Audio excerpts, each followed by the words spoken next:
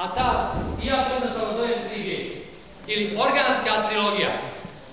Latinski G1 glavikus ili glava, G2 gastricus ili stomak, G3 guzikus ili dupe.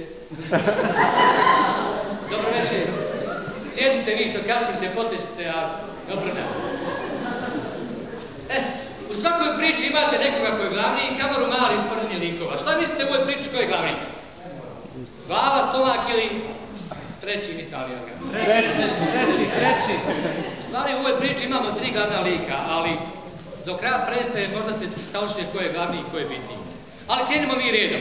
Iako krenut ćemo od glave, nećemo od reda.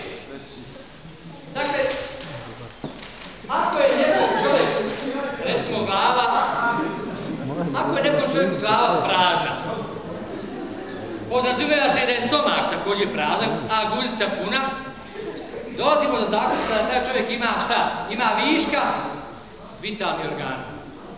Očito da mu najmanje jedan organ ne treba, a možda i 2. A što je glava prazna, da li neko možda zna? Zato što u nju ništa ne ulazi, jel? To je nemoguće. Danas se kod nas u Bosni i Hercegovini najlakše je čovjeku napuniti glavu. Ova druga 2 vitalna organa malo teže. Jer glava je veoma pogodno tlo za svakovaku sjetu. Doduše danas u savremenom evropskom demokratskom svijetu i u guzicu svašta ulazi. A i mi se polako priključujemo sa kakvim paradama, revijama, kvir festivalima i sl. Dakle, nije problem u glavi. U njoj ima mjesta, ali nije svaka glava prihvatljiva za uzgoj vjerskih, nacionalnih i inih kultura. Jer kod nas, ljudi moji, ima svakakve glava. Imate dupljaka, imate šuplji glava, imate napola šuplji. Ima glava u vreći, glava ispod sača. Ima kod nas i mudri glava, ali njih nekako najmanje. A da li neko možda zna zašto glava služi? A ne baš za ubiju. Nekima glava služi da njome pokažu kako su oni glaviti. Od nas u Bosni kaže što veća glava, veći glavanja, ako veli veća i pamet, ali nije baš tako. Ta proporcija nije baš razmjerna. Nekim opet glava služi da na nju stave kap, pa da se pokažu kako su oni pati. Jer ako je kapa oficirska, onda se on mora pozdravljati. Nekim opet glava služi da njome udaraju u zid ili neke tvrde predmete, da pokažu selinu, snagu, moć. Ali glava je u stvari tu da šalje upute i signale za druga 2 vitalna organa najviše. Stomak! G2, vitalni organ, G2 služi svaka. Recimo, nekima služi da tu talože pivu. I ja sam jedan od njih. Nekima stomak služi da imaju lijepu takseri, malo gnijezdo, znate. Pa kad naveće draga legne ono blizu gnijezdo, blizu jaja. Nekima opet stomak služi da tu talože kiseline, otrove, toksine, pa sve im pravi štetu. Bolest. Hvala Bogu, nisam među njima. Nekima opet stomak služi da pravilnom ishranom namiruju druga 2 vitalna organa. Ali stomak je u stvari tu da samo provede ono što glava šalje trećeg vitalnog organa. Stomak je bitan samo za neki ljudi. Za gladne. Ali o tome više malo kasnije. Za treći tak.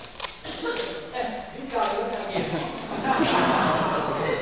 Kada je guzica u pitanju, tu su već moguće razne varijacije. Jer mada to čovjek nekad ne želi, guzica zna često da prati rad glavi. Nekad u paru, nekad stihijski.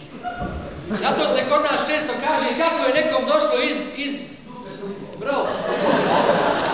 Mali uči. Što je naravno fenomen za sebe. Ta komunikacija po nauci je nemoguća. Ima šanse.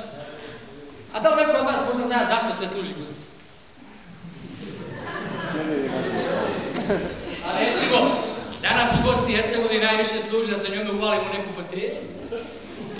Po mogućnosti da je fotelja budžetska, a da samo kapi. I guzica nam služi da njome pokažemo neke svoje stavove, znate, ovo slaganje ili neslaganje sa drugim ljudima. Nažalost, u posljednje vrijeme guzica služi i u ne malo prije pomenute svrhe. Seksualne, ali? Hvala Bogu, tako je danas kod nas manje. Ali nekako nam najviše ne leži kada moramo nečiju tuđu guzicu ljubiti da dođemo do cilja. A tako je danas kod nas najviše i guzica i dupeljubaca. I svakim danom je sve više na vlasti. Ali to je donekli dobro. Jer rapidno veća brojka ovih koji ljube guzice iz tih popuda nego oni koji ljube guzice guzice iz onih seksualnih pobuda. Ali kad mi za nekih 5, 10, 15, 25, 30 godina uđemo u Evropu, ako Evropske unije bude do tada, možda će i ta brojka biti u rapidnom rastu. Puno, rekao bilo me. Pitanje gladi. Pitanje svih pitanja danas kod nas u Bosni, a Boga mi, Hercegovini, pitanje gladi. Ali ne gladi za nauku, vjeru, državu, ljubav, istinu. Nego ono prosto jednostavno pitanje gladi za hranu, za ljubav. Kada je glava u pitanju, onda o gladi razmišlja tek onda kad stomak dobro zaboli za ruka. Jer glava ima uvijek neke svoje druge interese i prioritete. Slično je donekle i sa guzicom. Guzica ima više interesnih sfera i polja, mada kada je glad u pitanju i guzica zna da trpi posljedice. Jer nema kvalitetnog protoka roba, slobode kretanja, olakšica, doduše sad malo ima više olakšica, ali nije to. Ali kada je stomak u pitanju, je to već druga priča. Kada je glava prazna, ne boli. Kada je guzica prazna, isto ne boli. Ali kada je stomak prazan, to boli. Ko ne vjeruje, nek pita gladi. Hvala Bogu, nema u Bosni puno. Penzioneri, radnici na čekanju, radnici na iščekivanju, radnici na poslu, radnici bez posla, borci, heroji, invalidi. Znate li to bolje od mene? Stomak kad je u pitanju, to je sasvim druga priča. Kada nekom čovjek zine i guzica današnja, teško njemu. Ni specijalne snage MUP-a tu ne mogu pomoći. Kad guzica sebi zacrta razvojni plan, sve će ona da i stomak i glavu da taj plan ostvari. Takvi je kod nas najviše. Što guzicom planiraju, ostavljaju planu. Glava im puna govana, stomak se site brige za narod tvoj, moj. To je ta poznata i čuvena bolest koja kod nas se dobro prima. Bolest koja se zove glas. Kada čovjek praznu glavu, pogodnu za sjetvu, napunite šupnom pričom onih koji guzicom planiraju, dobijete šta? Dobijete topovsko meso. Dobijete biće što lako uđe tamo, gdje da razmišlja stomakom, nikad ne bježe. Zato ja vama kažem, nije problem u glavi, nije u ovom između, nego onome što nam je smjela pozadnje. A toliko se upinje da bude na čelu, da bude napred, da nas vodi. Jer guzica i guzice kolo vode, verujte. Možda stomak, kaže hranu valja, juri, caruje, ali guzica vodi najvažnije, donosi najvažnije odluke, maltene vitalne odluke. Sad kad smo već kod pitanja tih nacija, nacionalnosti, pripadnosti, postavit ću vam jedno pitanje. Šta mislite, koji od ova tri organa ima više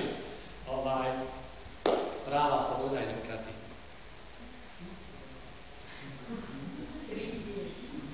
Dobro, onda ćemo ovako. Vraćamo se na pitanje nacionalnosti, nacija i pripadnosti. Uzet ćemo jedan primjer. Recimo, kada je kod nekog našeg čovjeka u Bosni, a Bogom i Hercegovini, glava puna sranja, podrazumijeva se da mu je stomak pun, onda automatski i guzica time, onda naš tako sit i pun sebe čovjek bosanski može biti, recimo,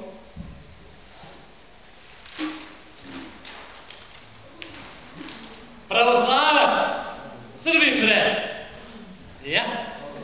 I to ne mali.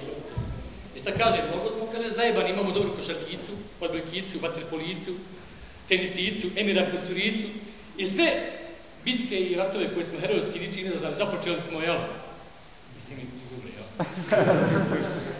Mnogo smo jaki, a? Ili recimo taj naš čovjek, bosanski, hercegovački, kad mu je sve to puno tako, on može biti, recimo, i Hrvat!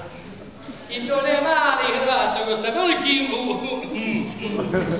veći od Dalmatinca, od Zagorca lipi moj, pa i Pantovčak mu je sam mali, boga. Velik si prika moj, kako na lebeći. Ili recimo, taj naš čovjek može biti i musliman, pa još i Bošnjak. I to do jaja. Šta do jaja, do Sandžaka je. Pa ni Turska mu nije ravna sa silnim sultanima. Kad je tako. Ali, kad je stomak prazan, podrazumijeva se da je guzica s njim. A u glavi svega do plafona, onda ti je samo jedna jedina misao na pameti. Šta? Da jedeš, bolan! Ma da jedeš! Ni imeti, ni sultani, ni sveti Vasile, ni sam Pantovčak nisu bitni. Glad te boli. Sve drugo je nebitno osim hrani. A ona u tuđem džepu, u tuđem dvorištu, u tuđoj kući, u tuđoj banci, na tuđem stranom računu. Opet, Ako nekom čovjeku glava puna, stomak prazan, a guzica opet puna, onda ti nisi normalna vijeba. Nikad 3 dobra sastaviti kod nas.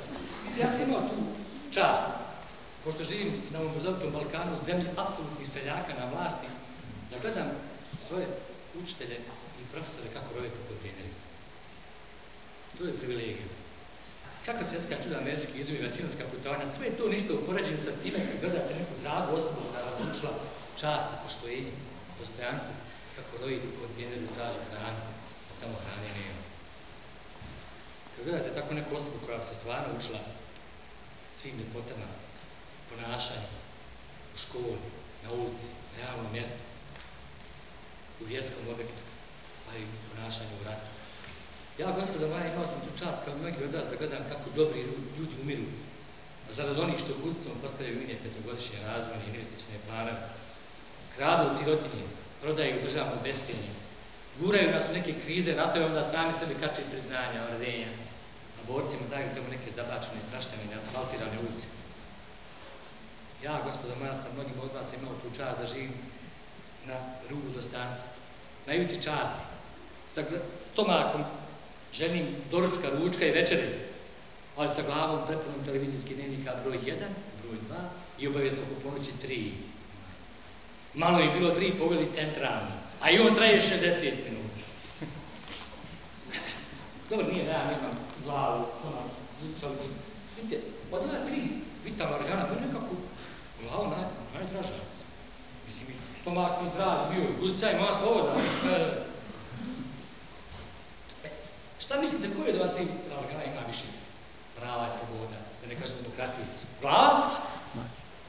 Ne. Stomak? Ne. Tu i tamo.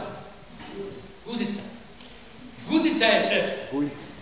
Kad se guzici hoće, svi moraju. Čik ne zarađuje.